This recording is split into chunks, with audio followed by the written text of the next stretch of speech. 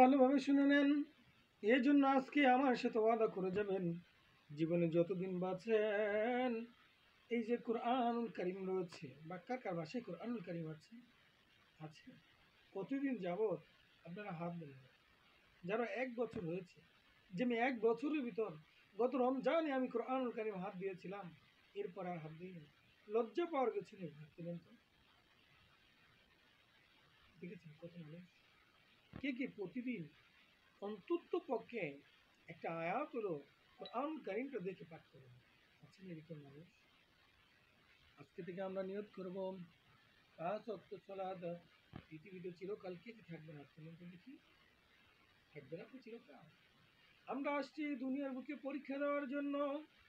পরীক্ষার হলের ভিতরে যেমন কেউ যদি ভুল করে, তেমন শিক্ষক জানতেছে আপনার অঙ্কটা ভুল হচ্ছে, এটা রেজাল্ট এত হবে না, 13 হবে না, এটার রেজাল্ট হবে 11। কিন্তু আপনি ক্রমান্বয়ে এই বীজগণিত অথবা এই পাটিগণিতের অঙ্কের এই রেজাল্ট হবে 13, ভুল করেছেন, কিন্তু রেজাল্ট হবে 11, কিন্তু আপনি লিখেছেন 13। শিক্ষক ওই পরীক্ষার হলে কখনোই বলবে না ওই বাবা তুমি তো এটা ভুল করেতেছ, কিন্তু ক্লাসরুমে ঠিকই কিন্তু বলতো। আমাদের ক্লাসরুম কোনটা ছিল আর এখন আমরা পরীক্ষার হলে আছি জানেন? আসুন আমরা শুধু আজকে পরীক্ষার হলটা জেনে নিই। ক্লাসরুম কোথায় ছিল সেটা পরে বলবো। আমরা হলো বর্তমানে যে জায়গায় দুনিয়ার বুকে রয়েছে, এটা হলো আমাদের ক্লাসরুম, সরি পরীক্ষার হল। এই পরীক্ষার হলে আপনি যদি খাতায় লিখেন কোনো বাধা দিবে না, খাতায় ভুল লিখেন বাধা দিবে না, খাতায় সঠিক লিখেন বাধা দিবে না, কিন্তু নির্দিষ্ট সময় উত্তীর্ণ হওয়ার পর কিন্তু আর লেখার কোনো টাচ করার কোনো আপনাকে ক্ষমতা দিবে না। না দিবে? খাতা টেনে নিয়ে যাবে। হয়তো 2 ঘন্টা 50 মিনিট দিয়েছিল, অথবা 2 ঘন্টা 30 মিনিট দিয়েছিল আপনার পরীক্ষার জন্য, কিন্তু এই যে 2 ঘন্টা পরীক্ষার জন্য, 2 ঘন্টা বা 2 ঘন্টা 50 মিনিট যে যতদিনই দেখ না কেন, এই সময়ের ভিতরে আপনাকে কিন্তু লিখতে হবে। আপনি কি পরীক্ষায় 33 পাবেন, না 50 পাবেন, না জান্নাতি সর্বোচ্চ মাকাম যেটা রয়েছে জান্নাতুল ফেরদাউস এবং 6666 তলা ভবনের মালিক হতে চান। দুনিয়ার মধ্যে যদি আপনি 100 পান তাহলেই কিন্তু সর্বোচ্চ মান। আর জান্নাতে হলে জান্নাত আল্লাহ রাব্বুল আলামিন অনেকগুলো বানিয়েছেন। কতটা জান্নাত বানিয়েছেন জানেন আপনারা? কে কে জানেন আপনারা? যাক আলহামদুলিল্লাহ, অনেকে জানেন। জান্নাতের সংখ্যা বেশি না জাহান্নামের সংখ্যা বেশি? কি বলেন আপনারা? জান্নাত কয়টি আর জাহান্নাম কয়টি? সুতরাং আপনারা অনেকেই জানেন। যাই হোক, এই জন্য আমি আর উপলব্ধি করলাম না। আর জান্নাতের মধ্যে সর্ব উত্তম জান্নাত হলো জান্নাতুল ফিরদাউস। এই জান্নাতুল ফিরদাউসের ভিতর যদি আপনার ছড়া যাচ্ছে কালে মালিক হতে চান, তাহলে কিন্তু এই যে আমরা পরীক্ষার হলে আছি, আপনি জিনা করলেও বাধা দিবে না। কালকে আপনি জিনা করেছেন, কি করেছেন? কালকে আপনি জিনা করেছেন। এই জিনা যখন করতে গিয়েছেন আল্লাহ রাব্বুল আলামিন নতুন ফেরেশতার মাধ্যমে আপনাকে কি বলেছেন? এই আলামিন, এই মাসুদ রানা, তুই কেন জিনা করতে যাচ্ছিস? কত জিনা করলে এই গুনাহ হবে? বাধা দিয়েছেন? আপনাকে জানিয়ে দিয়েছেন কোথায়? এই কোরআনুল কারীমের ভিতরে জানিয়ে দিয়েছেন। বিশ্বনবী মুহাম্মদুর রাসূলুল্লাহ সাল্লাল্লাহু আলাইহি ওয়াসাল্লামের অসংখ্য হাদিসের ভিতরে এগুলো ঘোষণা করে দিয়েছেন। ও আমার পানির ভাইরাম, আজকে একটা আমলের কথা আমি বলবো, সেটা হলো এই, আমার সাথে ওয়াদা করে যাবেন প্রতিদিন একটা আয়াত মুখস্থ করবেন এবং এর উপর আমল করবেন। আমল বলতে কি, প্রতি আপনি যখনই সময় পাবেন এই আয়াতটি পাঠ করবেন। যখন সময় পাবেন এই আয়াতটা পাঠ করবেন।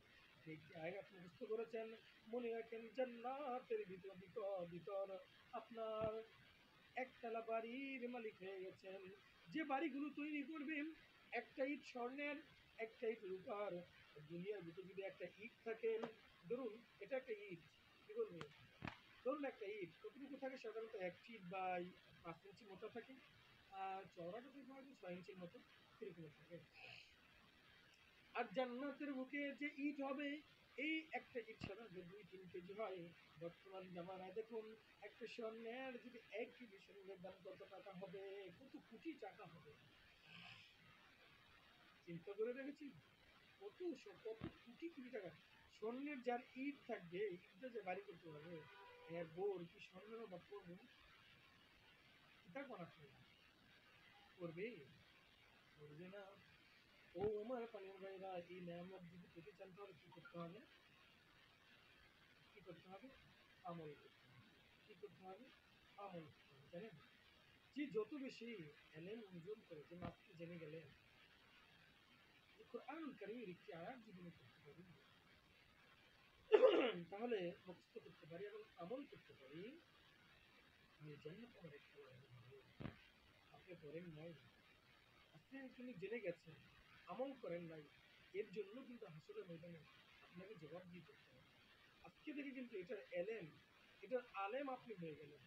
এই হাদিসটা, এই কোরআনুল কারীমের এই ব্যাখ্যাটা আপনি কিন্তু কি হয়ে গেলেন? আলেম হয়ে গেলেন। কে কে জানেন যে এখন আমি একটা প্রশ্ন করব, আপনাদের মধ্যে মা বোন এবং যারা রয়েছেন ভাইয়েরা ও আমার বাবারা যারা রয়েছেন, তাদেরকে আমি প্রশ্ন করতেছি এখন, কে কে জানেন যে যে একটি কোরআন কারীমের আয়াত যদি মুখস্থ করে এবং আমল করে, এর জন্য আল্লাহ রাব্বুল আলামিন পরকালের জিন্দেগিতে হাশরের ময়দানের পর আমাদেরকে কি মর্তবা দিবেন? সবাই জবান করে বলুন। একতলা কি করবেন? একতলা বাড়ির মালিক বানিয়ে দিবেন। সুতরাং আপনারা শিখে ফেলেছেন। ও আমার পানির ভাইরা, আজকে আমার যে মূল আলোচনা ছিল সেই আলোচনাটা আমি এখন প্রবেশ করতে পারি নাই। যতটুকু পারি ততটুকু বলবো ইনশাআল্লাহ। আসলে খুতবাটা ভালোভাবে পাঠ করতে পারি নাই, কারণ আলোচনার জীবন, আমাদের জীবন খুব সংকীর্ণ, যার ভিতর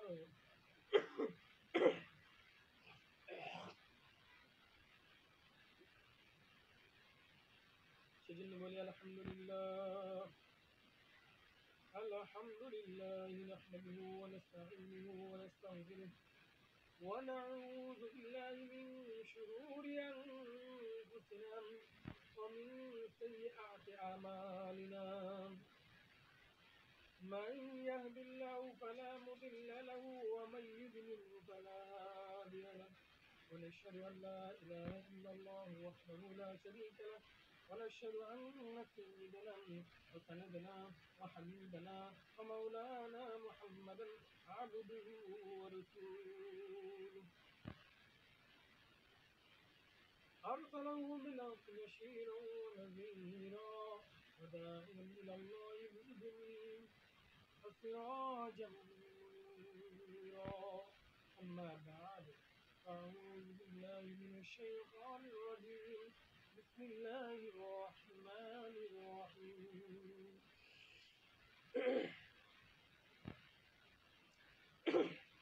بسم الله الرحمن الرحيم.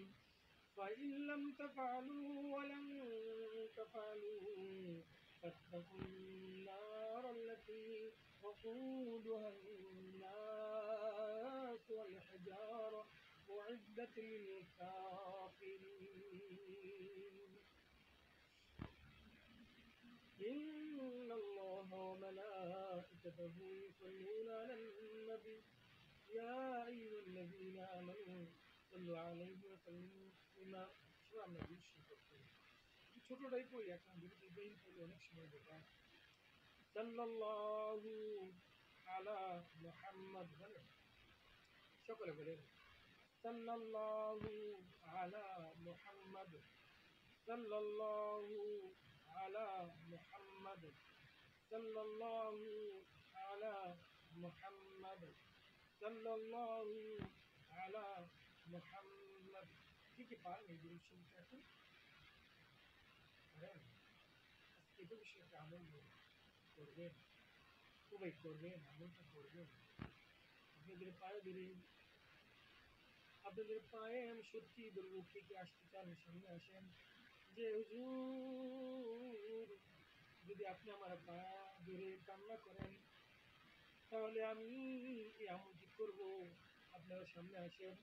আমি ওয়াদা দিচ্ছি, যদি এখানে এই মজলিসের ভিতর সকলে এসে বলেন যে আমার পায়ে ধরেন, পায়ে ধরে বলেন, তাহলে আমি এমনটি করব, আমি পায়ে প্রত্যেকের পায়ে ধরবো, আল্লাহর কসম করে বলছি।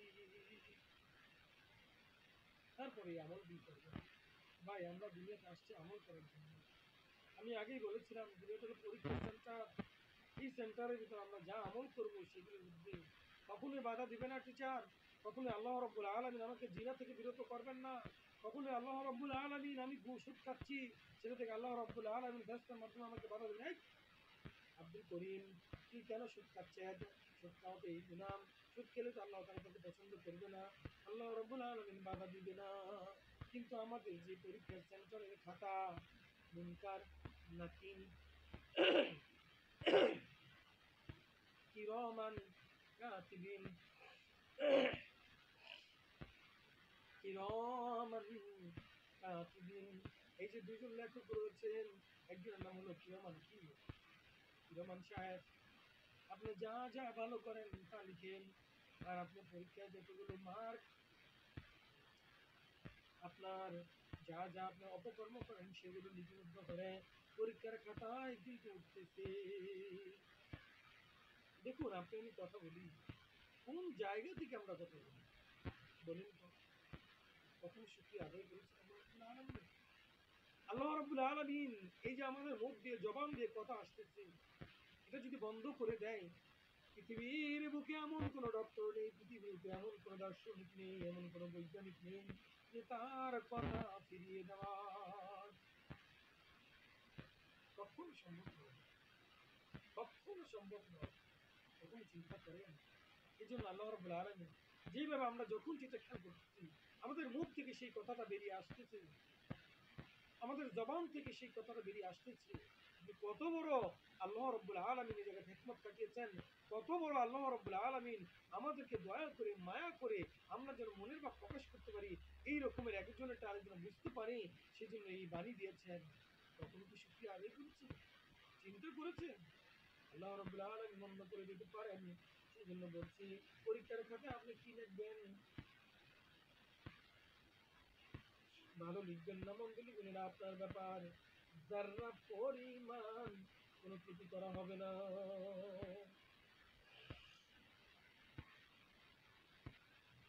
কি বলবো বলেন? আপনারা সব জানেন। বললে বাবা, আমি আবারও বলছি, ও আমার প্রাণের ভাইয়েরা, ও আমার প্রাণের বোনেরা, আপনাদের পায়ে তো আমি ধরতে পারবো না, কিন্তু পর্দার বাইরে থেকে আপনাদের পায়ে ধরতে হয়। তারপরে বলছি, সলাৎ কখনো ছাড়িয়েন না, রমজানের রোজা কখনো ছাড়িয়েন না। হ্যাঁ ছাড়বেন যখন আল্লাহ রাব্বুল আলামিন ছাড়ার মধ্যে হুকুম রেখেছেন। যেমন আপনাদের ইস্তেহাজার সময় ছাড়তে পারবেন, মাসিকের সময় ছাড়তে পারবেন, বা সফর অবস্থায় ছাড়তে পারবেন, তখন ছাড়বেন। কখনোই সলাৎ কিন্তু কাজা করবেন না। সলাৎ ছাড়ার পর সলাৎ ছেড়ে দিবেন তো দূরের কথা, সলাৎ যেন কাজাই না হয়। কাজা হলো আপনাকে কিন্তু কোটি কোটি বছর জাহান্নামের আগুনে জ্বলতে হবে, লক্ষ লক্ষ বছর জাহান্নামের আগুনে জ্বলতে হবে। ও আমার পানের ভাইরা, কেন আপনারা ছেড়ে দেবেন? কেন আপনারা ছেড়ে দেবেন? ওই জাহান্নামের আগুন কি ভয় পান না? ওই জাহান্নামের আগুন কি ভয় পান না? আপনাকে কি কোনোদিন মরতে হবে না? আপনাকে কোনোদিন মরতে হবে না? আপনি কি এই দুনিয়া ছেড়ে কখনো যাবেন না? যে যে দুনিয়া ছেড়ে কখনো যাবেন না, তার কখনো চলাপ করার দরকার নেই। তুই সারাদিন সারা জীবন দুনিয়ার বুকে থেকে যান, আমি কোনো বাধা দিব না। কিন্তু যে যে বিশ্বাস করেন যে আমাকে মরতেই হবে, কখন মরবো সেটাও জানি না, আগামীকাল কি দিয়ে খাবো সেটাও জানি না, আগামীকাল আমার শরীরে জ্বর আসবে না আসবে না সেটাও আমি জানি না। জানি কি? আল্লাহ। ওই আল্লাহর কাছে আমাদের ফিরে যেতে হবে।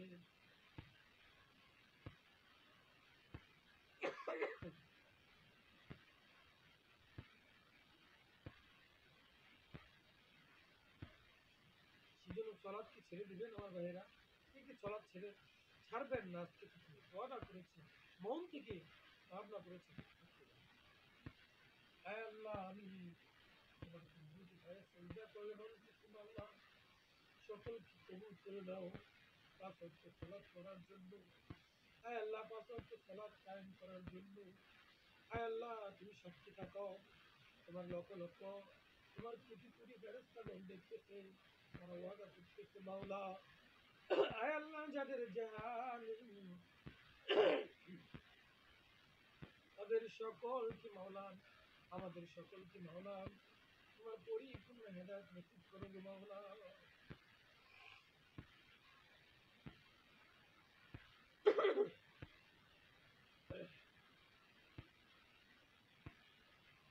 ভাই গরম পানি দেওয়া যাবে?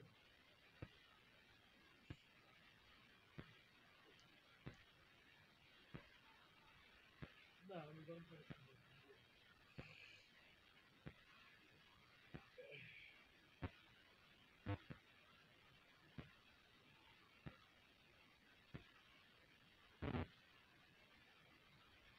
ও আমার পানের ভাইরা, এই জন্য বলবো, ও আমার পানের বোনেরা, ভালোভাবে আমি আপনাদেরকে আমি একজন নালায়ক, অপদার্থ, অকর্মা,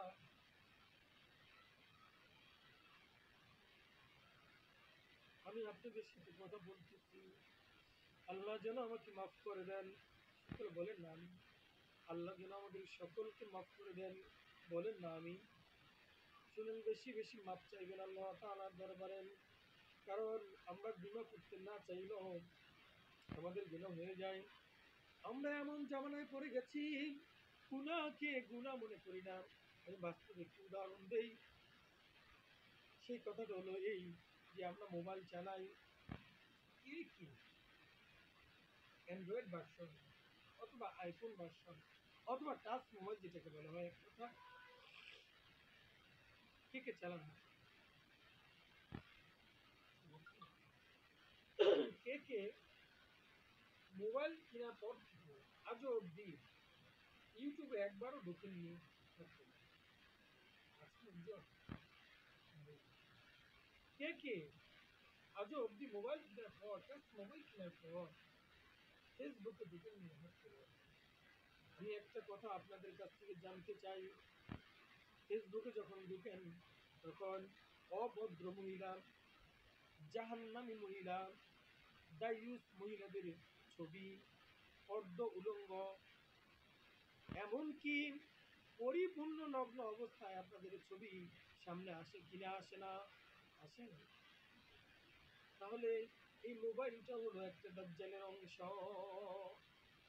আমরা এটা থেকে কিভাবে বাইরে হবো? মোবাইল ছাড়া তো এখন চলে না। মোবাইল ছাড়া তো এখন চলে না। স্কুলে পড়ে, কলেজে পড়ে, হাত যদি তাকে 4 আঙ্গুল, মোবাইল কিনে 10 আঙ্গুল হয়, ছোট্ট একটা হাত, এই হাতের মধ্যে এমন ভাবে একটা মোবাইল নেয় যেমন একটা হাতি নিয়েছে। আসলে এরকম দেখা যায়। হ্যাঁ, মোবাইল যদি আপনার প্রয়োজন হয় আপনি মোবাইল চালাইতে পারেন, শরীয়তে এটা বা ইসলাম এটাকে বাধা দেয় না, তবে না ব্যবহার করানো উত্তম। মোবাইল ব্যবহার করা হারাম, এটা কোনো ওলামায়ে ইকরাম এখনো পর্যন্ত ফতোয়া দেয় নাই, তবে না চালানো উত্তম। না চালানো কি উত্তম। প্রয়োজন হলে অবশ্যই চালাতে হবে। দেখুন মোবাইল দিয়ে কত কি শোনা যায়, কোরআনুল কারীম তেলাওয়াত শোনা যায়, গজল শোনা যায়। এখন আমি একটা কথা বলবো, আপনি আগামী এখন থেকে আজকে 14 তারিখ থেকে গত মাসের 14 তারিখ পর্যন্ত, জানুয়ারির 14 তারিখ পর্যন্ত, এই 1 মাসের ভিতরে আপনি কয়টা গজল শুনেছেন, আর কয়টা গান দেখেছেন, কয়টা অভিনয় দেখেছেন, অর্ধ উলঙ্গ নাচানাচি দেখেছেন? দেখেছেন না? যদি দুইটা সেপারেট করেন, সময়গুলো সেপারেট করেন, দেখা যাবে ছবি, নাচানাচি, নাটক, বিভিন্ন রকমের ইতিহাস, কাহিনী, এগুলো যদি একদিকে রাখা, ওয়াচ টাইম মানে যে সময়টা আছে দেখেছেন, সেটার দিকে যদি লক্ষ্য করি, দেখা যাবে ওইটা যদি হয় 3 ঘন্টা, আর ইসলামিক বিষয়টা হবে 2 মিনিট 5 মিনিট। এমন কি হবে একজন কেউ ঢুকেই নেই, রমজান মাস আসলে বিভিন্ন প্রয়োজন হলে একটু ঢুকে। সুতরাং যে জিনিসে আমি ওইদিকে যাচ্ছি না, সুতরাং আমি বলবো একটা কথাই, যে আপনারা মোবাইল ইউজ করেন কিন্তু মোবাইলের মধ্যে ভালো ভালো জিনিস ব্যবহার করেন, যেটা ব্যবহার করলে আপনি এলএম বাড়বে, যেটা এই যে আজকে যে আলোচনা হচ্ছে, এই যে আমার মিডিয়ার মেয়েরা রয়েছে, এই যে তাদের মাধ্যমে কিন্তু সারা দুনিয়ার ওয়ার্ল্ড ওয়াইড, মানে সারা পৃথিবী জুড়ে কিন্তু আপনার এই আলোচনাগুলো চলে যাবে, এই আলোচনাগুলো দেখতে পারবেন। সেজন্য এই মিডিয়া ভাইদেরকে অসংখ্য ধন্যবাদ যে তারা এত অক্লান্ত পরিশ্রম করে তারা এইভাবে পৌঁছিয়ে দিচ্ছে।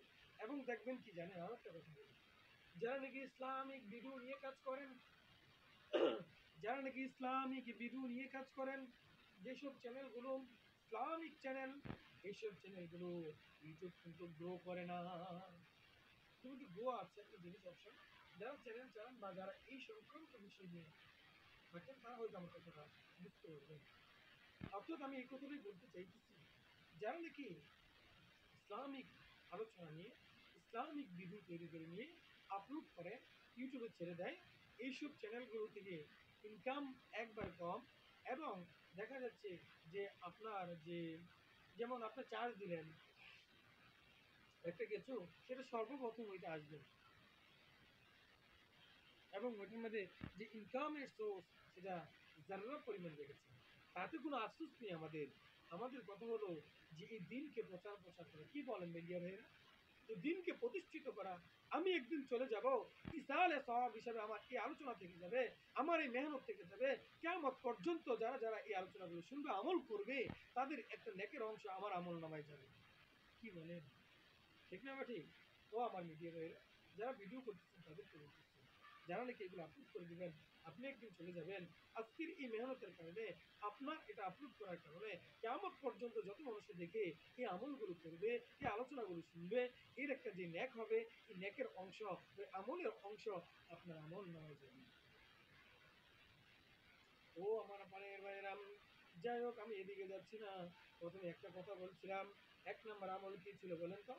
যেমন করুন সবাই, কি প্রতিদিন একটি করে কোরআনুল কারীমের আয়াত পাঠ করব, কয়টা করব, এবং আমল করব, কি করব, সালাত কখনো ছাড়বো না। এবার আসুন আজকের যে মূল আলোচনা, সেটা হলো আল্লাহ রাব্বুল আলামিন কোরআনুল কারীমের সূরাতুল বাকারার 24 নম্বর আয়াতের ভিতর বলেছেন, فإن لم تفعلوا ولن تفعلوا فاتقوا النار التي وقودها الناس والحجارة أعدت للكافرين। অতএব যদি তোমরা না অতএব যদি তোমরা তা না করো, আর কখনো তোমরা তা করবে না, তাহলে আমি আল্লাহ রব্বুল আলামিন তাহলে আমি আল্লাহ রব্বুল আলামিন আগুনকে, আমি যে জাহান্নামের আগুন তৈরি করেছি, ওই আগুনকে তোমরা ভয় করা ভয় করো, যা জ্বালানি হবে মানুষ এবং পাথর। কি বলেছে? তোমরা যদি আমি যা অর্ডার করেছি, সালাত না পড়ো, রমজান মাসের রোজা না রাখো, মুনাফিকি না ছাড়ো, গীবত করা না ছাড়ো, এগুলো যদি তোমরা না ছাড়ো, তাহলে আমি আল্লাহ রাব্বুল আলামিন তোমাদের জন্য রেখেছি জান্নাত না জাহান্নাম, কোনটা? কি রেখেছে? রেখেছেন। তাহলে তোমরা ওই আগুনকে ভয় করো, যার জন্য, ওই আগুন জ্বালানোর জন্য যে খড়ি ব্যবহার করা হয়, কি ব্যবহার করা হয়? খড়ি ব্যবহার করা হয়। এই জন্য দেখবেন মানুষের দেহে কোলেস্টেরলের মাত্রা অনেক বেশি থাকে, পেটে চর্বি থাকে, প্রচুর পরিমাণে হিউজ পরিমাণে চর্বি থাকে। আল্লাহ রাব্বুল আলামিন তৈরি করতেছেন, কি করতেছেন? এই জন্য দেখবেন যাদের টাকা পয়সা বেশি, তাদের কোলেস্টেরলের মাত্রা অনেক বেশি। দেখবেন ধনী মানুষের পরীক্ষা করলেই চর্বির অংশ বেশি হয়ে যায়, কোলেস্টেরলের মাত্রা বেশি। এর জন্য লিখে দেয় এত বা 10, এত বা 20, বা এতরও বা স্ট্যাটিন গ্রুপের ঔষধগুলো লিখে দেয় যে এটা চলবেই চলবে, দুনিয়ার বুক থেকে জাহান্নামে যেন জ্বলতে হবে, তোমরা ওই দিকগুলো কমিয়ে যাও। আল্লাহ রাব্বুল আলামিন কোথায় রেখেছেন চিন্তা করেন কখনো? কেন আপনি চর্বি বাড়বে? সপ্তাহে রোজা রাখুন, রসুলের আদর্শ গঠন করুন, সোমবার দিন এবং বৃহস্পতিবার দিন রোজা রাখুন। আইয়ামে বীজের যে দিনগুলো রয়েছে, প্রতি চন্দ্র মাসের 13, 14, 15 তে রোজা রাখেন। আল্লাহ রসুল সাল্লাল্লাহু আলাইহি সাল্লাম লিখেছেন, খাবার দাবার কম খান, যতটুকু না খেলে না হয় ততটুকু খান।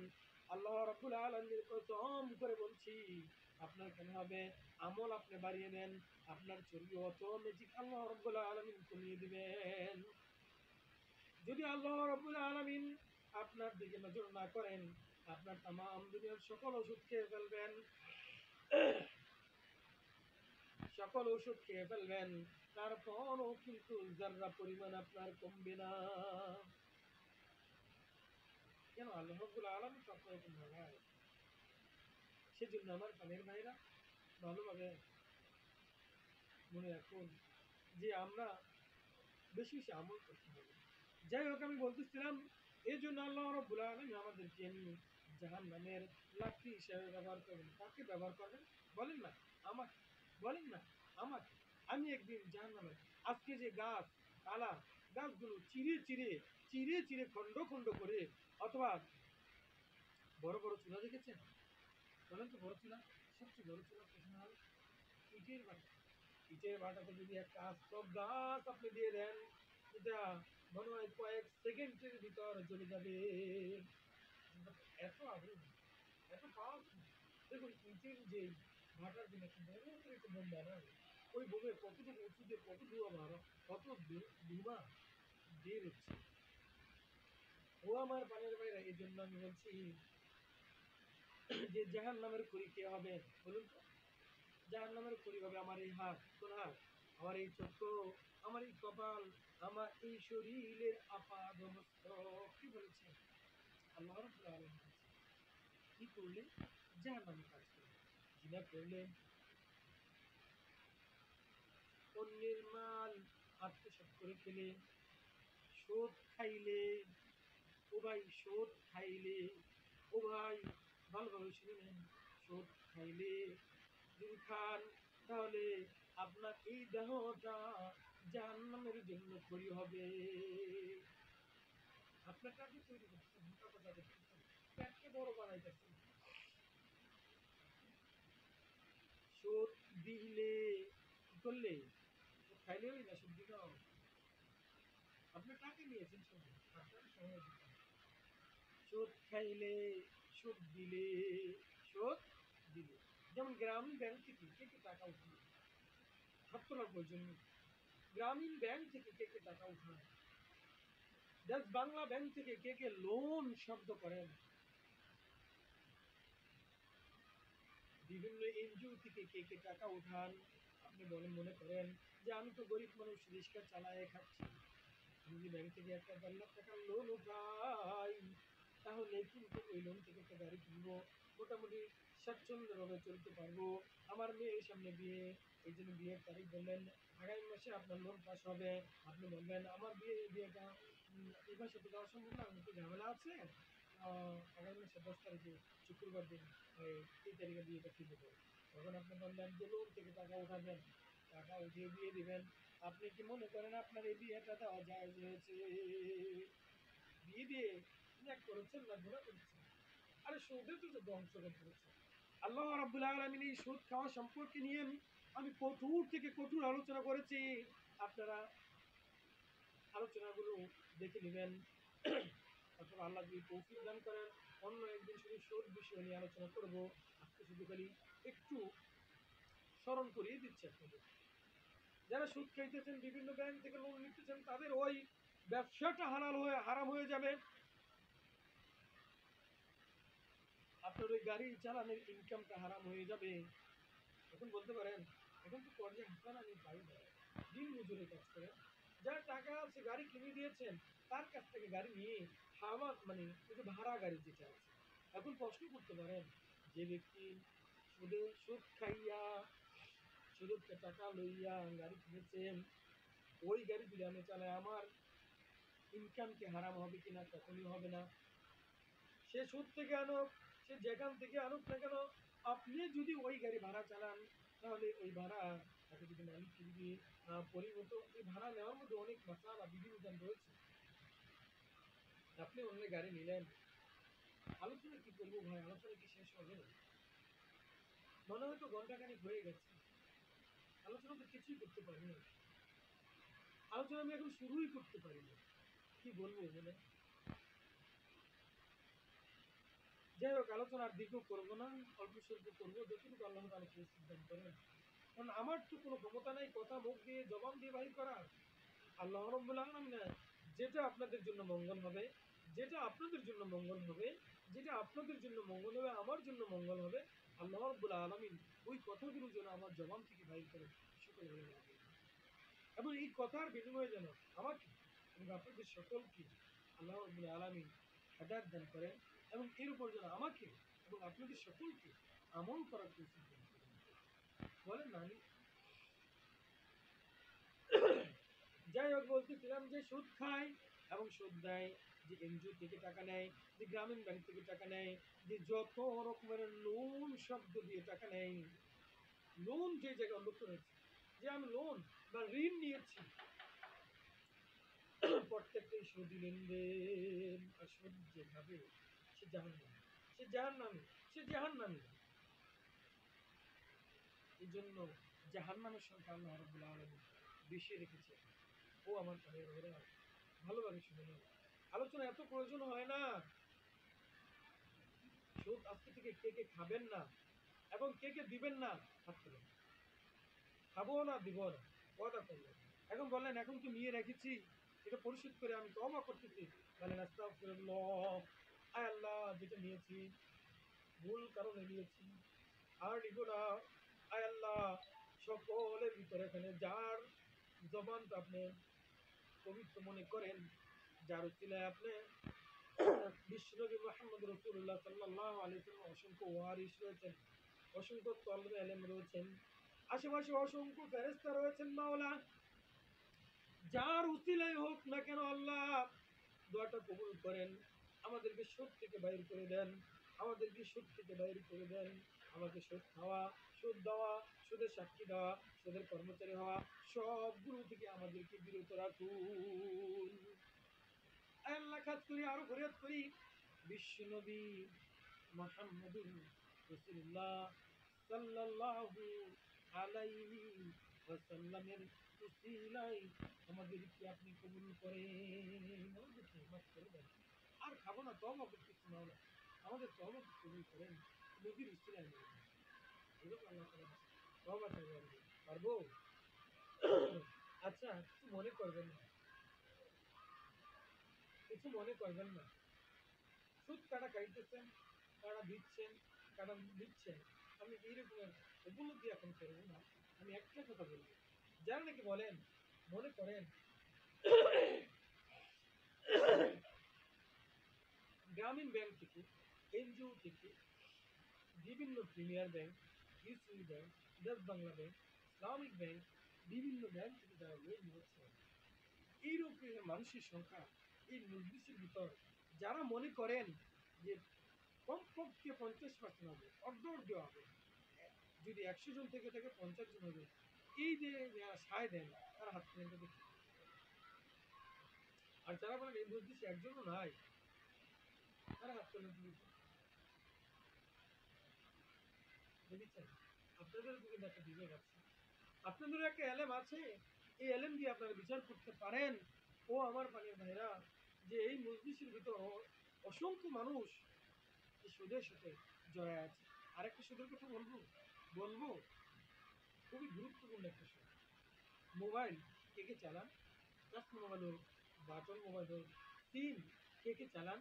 আমি প্রথমে প্রশ্ন করব, যারা মোবাইল এবং সিম দুটোই চালান, হাত তোলেন। এখন শুধু কেউ সিম চালান, মোবাইল চালান না, এরকম লোক আছেন? হাত তোলেন। এখন শুধু মোবাইল চালান কিন্তু সিম চালান না, হাত তোলেন। এটার জন্য নাই, আসলে অনেক সময় মোবাইলের সিমের প্রয়োজন হয় না, মোবাইল দিয়ে সব কাজ করা যায়, আছে না?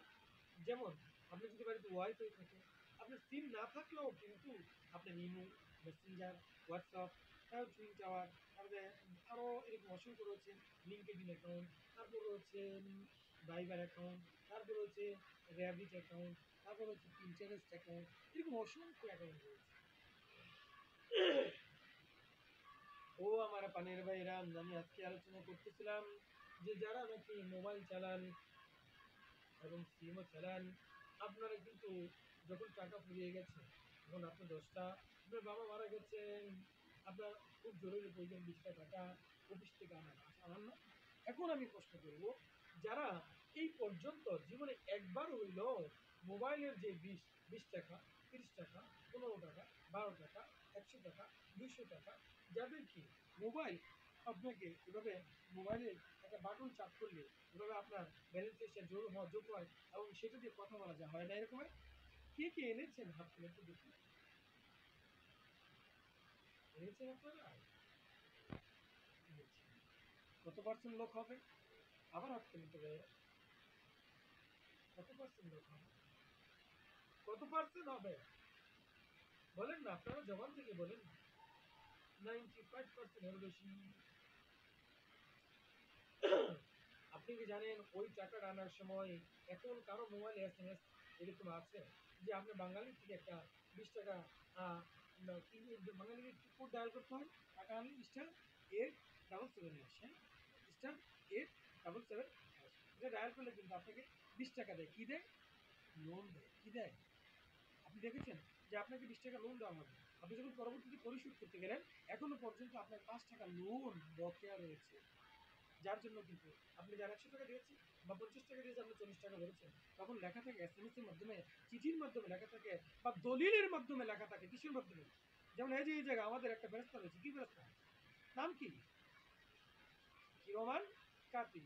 লিখতেছে, আপনাকে দলিল দিয়ে দিয়েছেন, ডকুমেন্টস দিয়ে দিয়েছেন যে আপনার এখনো পর্যন্ত 8 টাকা লোন পরিশোধ বাকি রয়েছে। আপনি যদি 100 টাকা পর্যন্ত ইমার্জেন্সি ব্যালেন্স বা লোন আনতে চান, তাহলে কিন্তু এই বাটন চাপতে হবে। বলে না? কিন্তু এখানে যদি ইমার্জেন্সি ব্যালেন্স বলা হয়, কিন্তু ভিতরে যখন লেখা হয় তখন লেখা হয় কিন্তু লোন। লক্ষ্য করে দেখুন। যদি না হয়, আমি এখন আমার মোবাইলে আমি কখনো লোন আনি না। অফিস কখনো বলতে পারবে না। আমি যখন শস্য কাটছিলাম তখন হয়তো আমি দু একবার এনেছি কিনা সন্দেহজনক, কিন্তু এনেছি কিনা ভুলবশত, তখন এই অ্যালার্মটা আমার ছিল না। কিন্তু আমি আমার যখন বুঝ হয়েছে তখন থেকে আর কখনো কখনো কোনোদিন আমি এই মোবাইলের হাওলাত কর্জে হাসানা দিতে তাহলে দেখছি। আচ্ছা, একটা কথা বলি, আপনারা যারা 20 টাকা লোন আনেন, 20 টাকা এনে না লাভ নেই? কি বলেন? 20 টাকা আনলে 20 টাকায় নেয় না লাভ নেই? সম পরিমাণ টাকা ফেরত নেয় না লাভ নেই? লাভ নেয়। এমনকি আপনি যদি এই টাকা রিচার্জ করবেন, যদি 1 বছর পর্যন্ত ফেলে রাখেন, এর যে মুনাফা হবে এই মুনাফাই তারা নিবে। যদি 5 বছর পর্যন্ত বকেয়া রাখেন, এই 5 বছরে যে 100 টাকার মুনাফা হবে, এই মুনাফা সম পরিমাণই টাকা আপনার কাছ থেকে কেটে নিবে।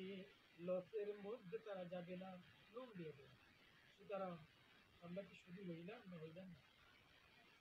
দাজ্জালের ভিতর আমরা কি প্রবেশ করলাম না করলাম না? দাজ্জাল মানে কি? ফিতনা, ধোঁকা দেওয়া। আপনি তো মনে করতেছেন জীবন বেঁচে কোম্পানিকে খুব ভালোই গেছে, কোন সময় খুব দরকার হয়ে যায়, টাকাটা লাগে, কি বলেন? টাকাটা প্রয়োজনীয় হয়। আপনারা কি বলেন? টাকাটা প্রয়োজনীয় হয়। তো খুব একটা উপকার হয়েছে, একবারে আমার কোটি কোটি টাকার উপকার হয়ে গেছে। কিন্তু আমি কই পাইতাম টাকাটা? আপনি কি ওই সময় কথা না বললে কি হইতো আপনার? কারো হায়াত দিতে পারবেন? কারো মৌত দিতে পারবেন? ওই সংবাদ ওই সময় আপনি তাকদীরে রাখেন নাই, এর উপর ইমান রাখেন, তাকদীরের ভালো মন্দের উপর ইমান রাখেন। কেন সুদের মধ্যে জড়াইতে চান? আজকে থেকে তওবা করতে হবে। আর কখনো আমরা কি এই যে অফিস থেকে যে লোন দেয় এই লোন আনবো? ওয়াদা করে যান। কে কে আনবেন না আজকে থেকে? যে লোন আমরা আর কখনো কোথাও থেকে, ব্যাংক থেকে, এনজিও থেকে, মোবাইল থেকে আর কখনো এই লোন নিব না, সুদের সাথে সম্পৃক্ত হবে না। হাত তোলেন। আল্লাহ কবুল করুন। আল্লাহ আমি সহ সকলকে কবুল করো।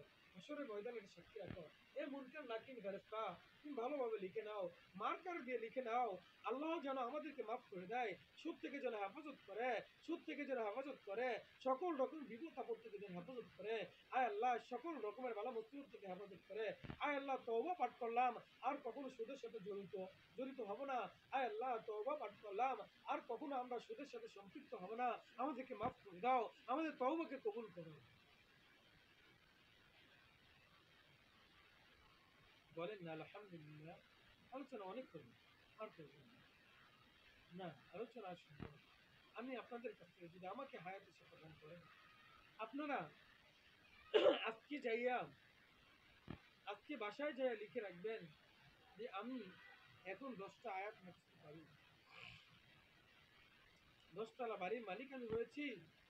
আমি আগামী যদি সামনের বছর আল্লাহ তাআলা যদি আমাকে এই জায়গায় বসার তৌফিক দান করেন, আপনাদেরকেও যদি বসার তৌফিক দান করেন, তাহলে আমি কিন্তু আল্লাহ যদি হেফাজত করেন আগামী বছর আমি কিন্তু এটা নেব।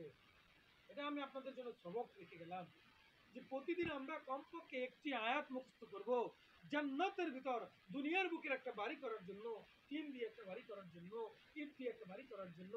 আমার রক্তের, আমার ঘাম পায়ে ফেলে কত মানুষকে ধোকা দেই, কত মানুষকে ঠকাই, কত মানুষের সাথে বেঈমানি করি, সুদ খাই, ঘুষ খাই, মিথ্যা করি, মুনাফিকি করি, কত রকমের ধোকা দিয়ে ইনকাম করি বাড়ি করার জন্য অক্লান্ত পরিশ্রম করে যাই। এই বাড়িটি কি কবর নিয়ে যেতে পারবে? আর কবরের বাড়ি দিতে হলে কি করতে হবে? সন্ধ্যার পর ফজরের সালাতের পর পুরো জমিয়ে বলবেন, আল্লাহ গো,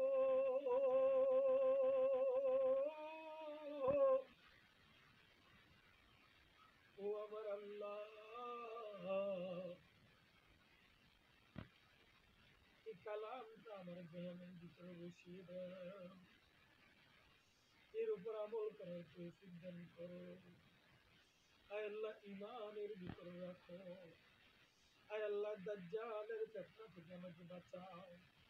আয় আল্লাহ দাজ্জালের ফিতনা থেকে আমাদের বাঁচাও। আয় আল্লাহ দাজ্জালের ফিতনা থেকে আমাদের বাঁচাও। এভাবে দোয়া করবেন। দোয়া করে আলহামদুলিল্লাহ বিসমিল্লাহ পাঠ করে শুরু করেন। একটা আয়াত করেন, বেশি লাগবে না। একটা আয়াত করেন, ওই আয়াতটা দিয়ে সালাত আদায় করেন সারাদিন। একটা আয়াত মুখস্থ করেন, ওই একটা আয়াতেই প্রত্যেকটা রাকাতে ওই আয়াতটাই করেন, কোনো সমস্যা নেই। নামাজ হবে, সালাত হবে। আর যে মনে করেন কালকে যেগুলো শিখেছেন সেগুলোও করবেন, করেন। কিন্তু একটা কথা হলো আপনি যে আয়াতটা মুখস্থ করবেন, এই আয়াতটাতে সালাত করবেন, পাশাপাশি ওইগুলো নিয়মিত আলোচনা করে যাবেন।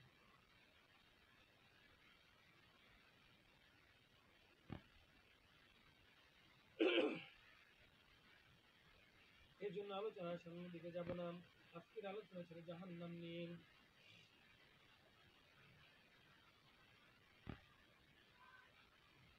আজকের আলোচনা ছিল জাহান্নাম নিয়ে। এই জাহান্নাম নিয়ে আমরা যখন আলোচনা করতেই পারি নাই, তারপরে একটা কথা বলে দিলাম, যদি সুদ খান কোনো ক্রমেই মাপের কোনো রাস্তা নাই, যদি সুদ দেন কোনো ক্রমেই মাপের কোনো রাস্তা নাই। সবগুলো আমি আপনাদেরকে মোটামুটিভাবে একটু ধরিয়ে দিয়েছি। যদি এই সুদ সম্পর্কে আরো আলোচনা করতে যাই, আলোচনা কতক্ষণ চলে যাবে আমি নিজেও জানি না। ও আমার প্রাণের ভাইরাম, এই জন্য আল্লাহ রাব্বুল আলামিন কোরআনুল কারীমের এই জাহান্নামের শাস্তি কত ভয়াবহ, জাহান্নামে যেতে হবে এইরকম অসংখ্য আয়াত আল্লাহ রাব্বুল আলামিন নাজিল করেছেন। এর মধ্যে সূরাতুল, আমি আয়াতগুলো সংখ্যা বলে দিচ্ছি। যদি আপনারা যখন ওই আয়াতগুলো পড়বেন তখন এর অর্থগুলো করে নেবেন। আপনারা এই আয়াতগুলো যখন পড়বেন এই অর্থগুলো দেখে নেবেন, ভালোভাবে পড়বেন। আমি বলে দিচ্ছি, লিখে নেন। সূরাতুল বাকারার 24 নম্বর আয়াতে আল্লাহ রাব্বুল আলামিন জাহান্নাম সম্পর্কে কথা তুলে ধরেছেন।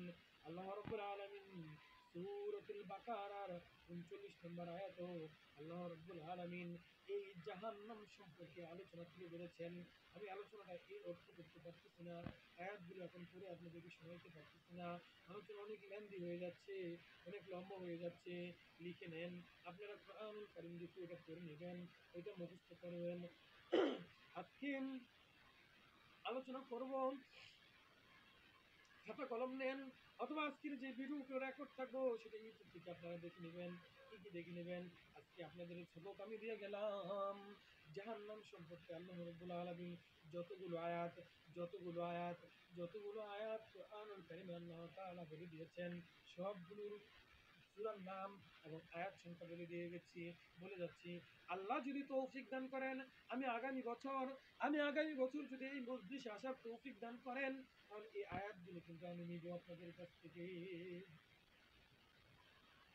লিখেন, সূরাতুল বাকারার, 24 নম্বর আয়াত, সূরাতুল বাকারার 39 নম্বর আয়াত, সূরাতুল বাকারা 81 নম্বর আয়াত,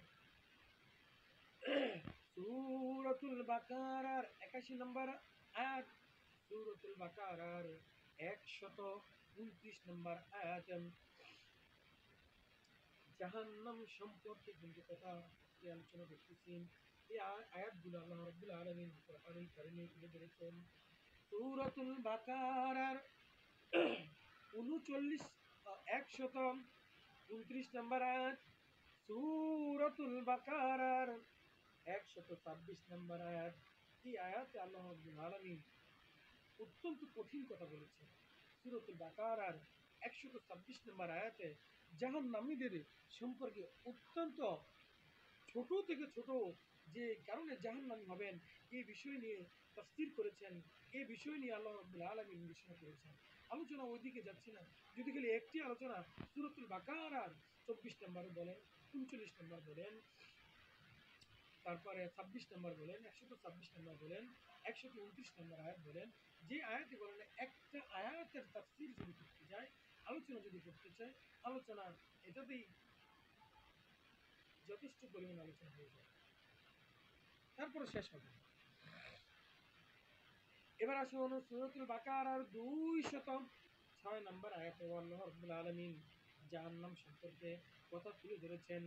আরো নয়, শুধু তাই নয়, আল্লাহ রাব্বুল আলামিন সূরাতুল বাকারার 257 নম্বর আয়াত, এই আয়াতে আল্লাহ রাব্বুল আলামিন জাহান্নামের যে কত কঠোরতা রয়েছে, জাহান্নামের যে কত কঠিন শাস্তি রয়েছে, এই বিষয় নিয়ে তুলে ধরেছেন। আপনারা পারলে অর্থ সহ মুখস্থ করে নেবেন, তখন সালাতের ভিতর শুধু এই একটা আয়াত পাঠ করবেন আর অর্থগুলোর দিকে লক্ষ্য করবে। এই সুদ খাওয়া যে কত বড় ভয়াবহতা, সুদ খাইলে যে কি হয়, এই বিষয় নিয়ে আল্লাহ রাব্বুল আলামিন তুলে ধরেছেন যে এই সুদ খাওয়ার কারণে যে তারা জাহান্নামে কোন অবস্থায় উঠবে, এই প্রসঙ্গে আল্লাহ রাব্বুল আলামিন সূরাতুল বাকারার 275 নম্বর আয়াতে তুলে ধরেছেন। সুদ খেলে যে কত রকমের, সুদ খেলে যে আল্লাহ রাব্বুল আলামিন তার সাথে কি করবেন আর কি ব্যবহার করবেন, এই বিষয় নিয়ে এই সূরাতুল বাকারার ভিতর তুলে দিয়েছেন। সুদের শাস্তি যে কত কঠোরতা, এই বিষয় নিয়ে সূরাতুল বাকারার সূরাতুল বাকারার সূরাতুল বাকারার 275 নম্বর আয়াত আল্লাহ রাব্বুল আলামিন তুলে দিয়েছেন। শুধু তাই নয়, আল্লাহ রাব্বুল আলামিন এই প্রসঙ্গে বুখারী শরীফ, মুসলিম শরীফ এবং তিরমিজি শরীফ অসংখ্য হাদিস আল্লাহ রাব্বুল আলামিন তুলে ধরেছেন। সুদের যে ভয়াবহতা, সুদের যে কঠোরতা আর সুদের যে শাস্তি, সূরাতুল বাকারার এই সমস্ত আয়াতে আল্লাহ রাব্বুল আলামিন তুলে ধরেছেন। আমি এখানে কিন্তু কয়েকটা একটু বড় বড় আয়াত রয়েছে, ভয় পাবেন না। একটা বড় আয়াতের কিছু অংশ মুখস্থ করেন, তার অর্থ মুখস্থ করেন, দেন পরের দিন আবার একটু মুখস্থ করেন, অর্থ মুখস্থ করেন। আল্লাহ রাব্বুল আলামিন যেন আমাদেরকে আজকে যে আলোচনা করলাম, এই আলোচনার উপর আমি সহ আপনাদের সকলকে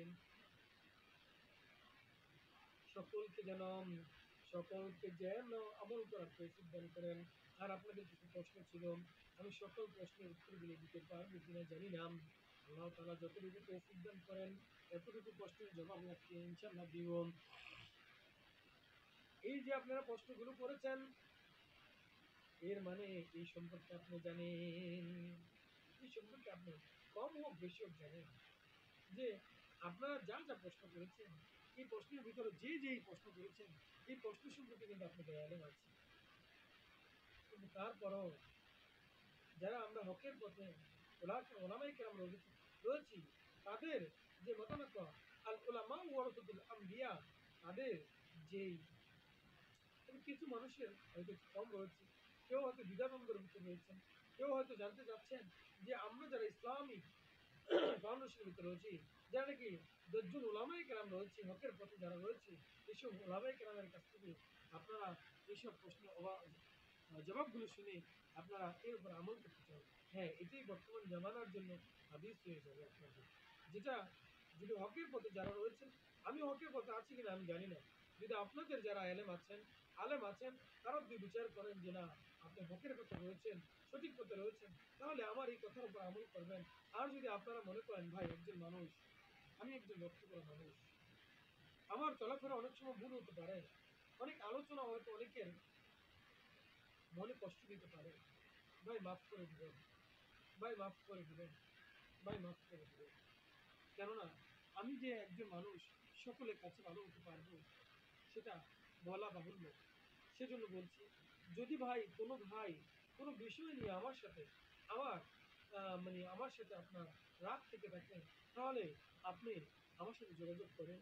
যদি আমার কোথাও ভুল থেকে থাকে, আলোচনার ভিতর বা কোনো কথার ভিতর ভুল থেকে থাকে, আমি এটা সংশোধন করে নেব।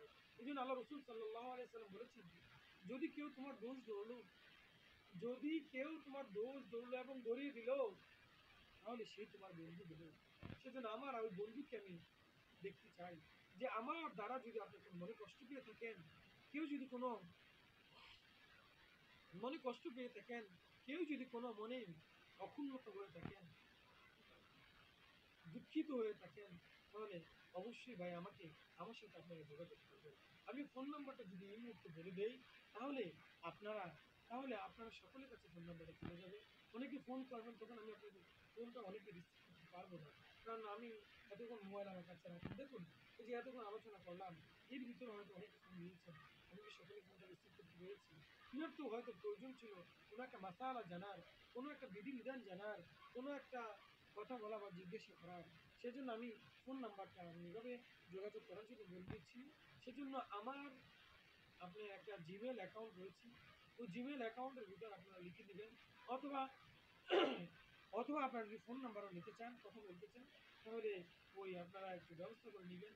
ওই যে মোশারফ ভাই আছে, বা ওই যে আব্দুল করিম ভাই আছে, আব্দুল রফিক ভাই আছে, তাদের কাছে আমার ফোন নাম্বার আছে, আপনারা যোগাযোগ করে।